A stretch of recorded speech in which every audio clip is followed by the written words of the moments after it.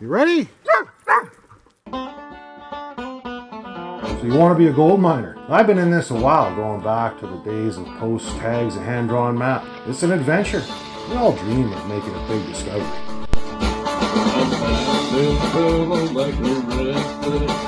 And there's nowhere to start as far as I can see. I'm far from my roots and I feel hot dry.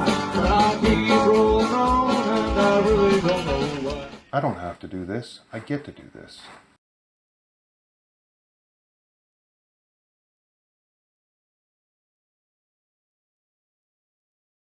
So we're into the 5th day of the search for the lost Douglas vein. This time, we're into the search. We're into the 5th day of the search for the lost Douglas vein, and today Dave Humphreys is coming out to give a hand to Aiden. Do a hi on Dave Humphreys.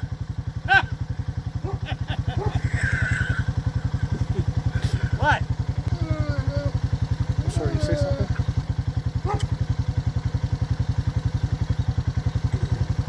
I'm done. Just above the junction was a mud hole I was avoiding going through with the truck. Getting through it meant parking at Snowshoe Mines, though. Looks like somebody's been up here. Oh, yeah. Ooh, I don't know about that, though. Don't look healthy. Up to you, but I think we're good to go. Ooh, no, not necessarily. I'd bury my truck right here. Have to straddle that. I don't know if there's anything to straddle. This is the spot here. She'll disappear right here. That's... It was before by you'd have the other wheels pushing, right? I would just stay as far this way as you can. This is the only bad spot we got right here. Yeah. And after that, because you and I hiked it. But it's up to you.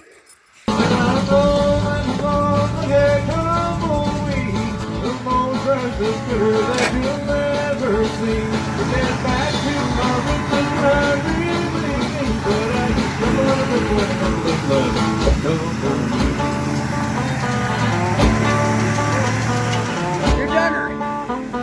I wasn't sure there for a moment. The discovery of the Douglas vein led to a rush of quartz claims staking in 1863. Now, Thomas Haywood staked several more quartz claims. One of them was reported in the Caribou Sentinel for August 28th of 1875, with assays up to 7 ounces silver and 2 ounces gold to the ton on a ledge. Now, this vein is not identified with any known today. The Holland report suggests the vein may be near the Douglas vein, and there is a third and lower tunnel described in the report of the Minister of Mines for 1929 at elevation 5230 feet and driven 36 feet. However, the Bowman map from 1885-86 locates Haywood's ledge at the 6,000 foot elevation mark on the west side of Yanks Peak. This is well to the southwest. Now, this is the last reference of Thomas Haywood in the public record until 1886, where Leaf and Borland relocated the Douglas vein. Now, they did some work the following year, and then it was abandoned until Reinhold relocated in 1928.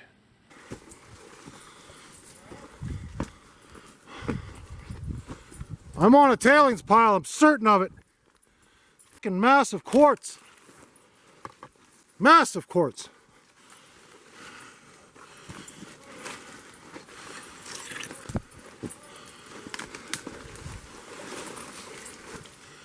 No. Oh shit, I found something. Here it is. Here's another tunnel. This might be the Douglas. Where is it?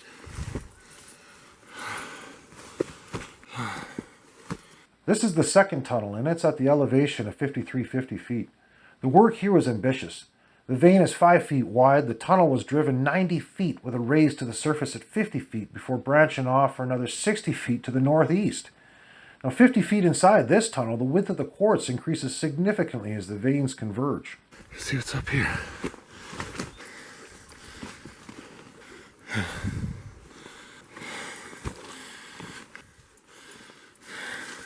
Now, as I got higher, I found Haywood's first tunnel at the elevation of 5,390 feet, and it's driven 62 feet. Now here the vein is northerly striking, up to 5 feet wide, and within feet of the surface it dips down. Now the assays were reportedly rich at 0.44 ounces gold and 0.2 ounces silver per ton. Now, Thomas Haywood partnered with William Luce, who used an arrasted of processed material from the first tunnel, but was unable to make it pay. Now, this is probably due to the gold being too fine and requiring elaborate chemical processes to leach the gold from the pyrite. Now these processes exist today, but not in the 1860s. The first arasta was buried under material from driving the second tunnel. Now a second arasta was built, but was never used. Now the word arasta means to drag along the ground. Now this is an ancient form of milling ore going back to the Phoenician times. And it's described as two flat-bottomed drag stones placed in a pit of flat paved stones. Now they are fastened on both sides to a long arm that turns on a center post. With a horse, mule, or human strength, the stones were dragged slowly around in a circle, crushing the ore. Some arastas were powered by water as proposed in the British colonist newspaper for October 1862, when Haywood's discovery was announced. Now, mercury was added to the ground ore while continuing to grind. The fines would be rinsed out and more ore added. Now, to clean up, the gold amalgam was recovered from the bottom of the arasta and then heated in a distillation retort to recover the gold and separate the mercury for reuse. Now, Snowshoe Mines struck 3 adits. There's the camp at 5262 elevation, the intermediate at 5242, and the lower at 5148. Now, all of these were closed up at their entrance, but erosion exposed the lower adit.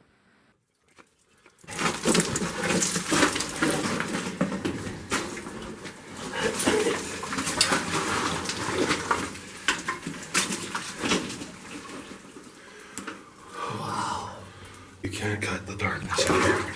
Worth the shit. Look at this. Wow.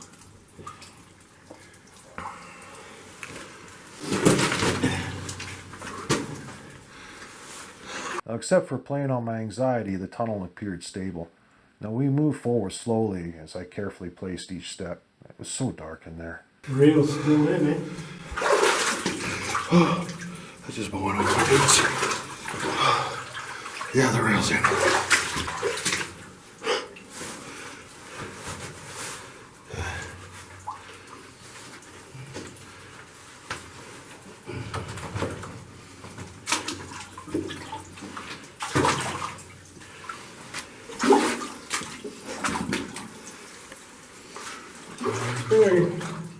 The Yanks peak around Top Mountain have 3 main classes of veins. These are based on their strike direction. Now there are the northerly striking, the northeasterly, and the easterly. Guess what? What? Both of these boots have a hole in them. Walk between the rails. Well, I caught this edge spot, which seems to be pretty good for me for now. Look at the rock in here. So this is the Douglas vein. The northerly striking veins occupy faults or shears up to 40 feet thick and 1,600 feet long. The northeasterly striking veins occupy tension fractures. Now these veins are up to a foot wide and only 100 feet long, but they also occur in swarms. Now the easterly striking veins occupy fractures from 1 to 3 feet and slightly longer than the northeasterly striking ones. Dave's gone mining. Beautiful seam of pyrite Oh here. my lord. Look at it. Look at this.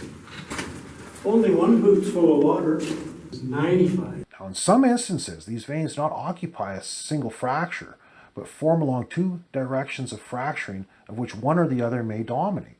Now a perfect illustration of this branching pattern is the camp and intermediate level.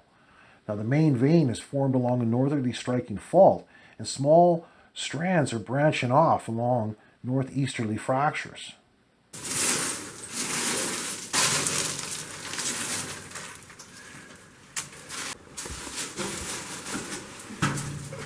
Got a good press run.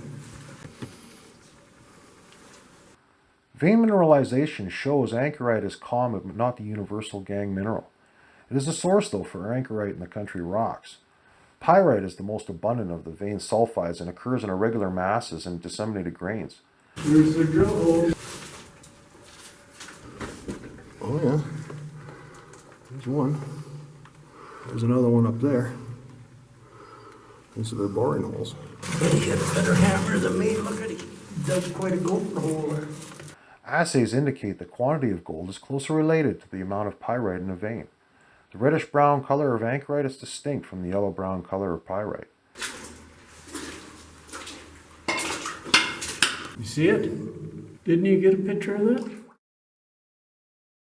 Visible gold in some veins are mostly small, rough pieces and flakes lodged in the cubical cavities from which pyrite grains have been leached. Now, the gold only becomes visible when the pyrite is leached. Now, as a result, little to no gold is visible in the veins exposed in the underground workings. There's a wooden stake driven in here with 3 letters on it. Might be good for reference. 290. Huh? 290. 300? Is it 300? Another stake in the wall. All right, Rick?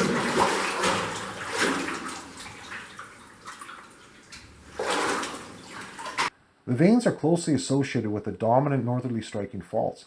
Either they occupy the main fault or the fractures of 2 directions which may accompany it. It hasn't been possible to determine the total displacement along the various faults, but some represent a considerable amount of movement. Now, these represent the last main structural event following several periods of folding. The mineralized and unmineralized faults were formed during this time.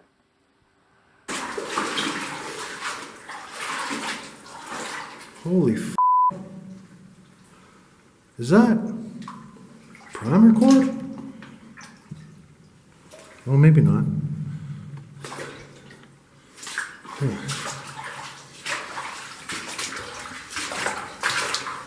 don't know what the heck they had in there. It's got a water tap on it. Cool, we're out of the water. No, I'm just trying to get the boot prints. Have you seen boot prints from the guys before? Got another dynamite box. There we are, another junction. 2. Ooh, that one's a little fallen down. 3-way intersection. You want to save that box? Yeah, I will. Polar foresight gelatin. Gelatin! Are you getting lightheaded? Nope. Why are you? I don't know. Holy f... Wow. The northeasterly striking veins occupy tension fractures, along which there's been no lateral movement. Now, the fractures are almost at right angles to the elongation of the rock. Now, this is believed to have originated as extensions. The right-hand movement along northerly striking faults creates tensional forces that reopen them. The easterly striking veins formed with the other 2 directions. They're believed to occupy fractures associated with the northern striking faults. They pulled out of this one. Yeah.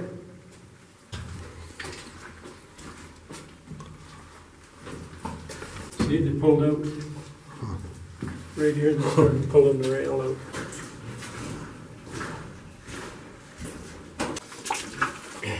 This is what you call a cave-in, eh? Jesus. I don't know when this caved in. It must have been... No more boot prints, is there?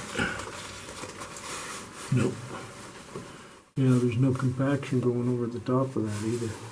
Now, an interesting observation in the Holland report is the distribution of the northerly quartz veins in the Yanks Peak area.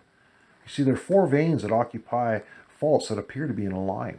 The Imperial, Snowshoe, Midas, and Socket occupy faults that suggest they lie in a continuous fault over great distance. Now, this continuous fault's never been explored or proven yet. Yeah, okay, start swimming. There you go. I saw some shark fins. Oh, yeah. That wouldn't surprise me.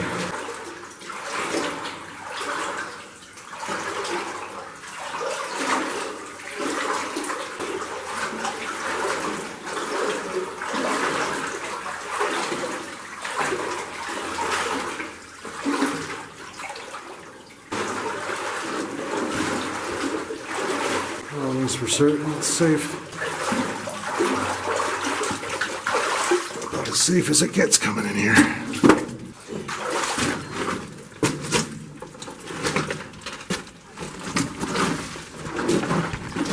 Ow! Cracked my head twice there.